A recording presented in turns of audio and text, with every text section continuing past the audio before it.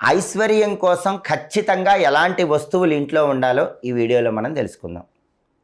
మనకి ఎల్లప్పుడూ ఐశ్వర్యం లభిస్తూనే ఉండాలంటే, దరిద్రం అనేది లేకుండానే ఉండాలంటే, ఎప్పుడూ డబ్బులు బాగా వస్తూనే ఉండాలంటే మన ఇంట్లో కొన్ని వస్తువులు ఉండాలని పరిహార శాస్త్రంలో చెప్పడం జరిగింది. వాటిలో ముఖ్యమైనటువంటి వస్తువులు ఏంటంటే రోలు, రోకలి. ఎందుకంటే రోలు అనేటటువంటిది పార్వతీదేవి స్వరూపం, రోకలి అనేటటువంటిది పరమేశ్వర స్వరూపం అని ప్రామాణిక పరిహార శాస్త్రంలో చెప్పారు.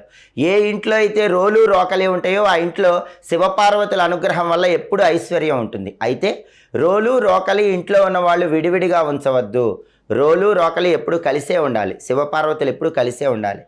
ఒక ఇంట్లో శుభకార్యక్రమం కోసం పసుపు దంచితే రోట్లో అతి తొందరలోనే ఇంకా శుభ కార్యక్రమాలు జరుగుతూ ఉంటాయి.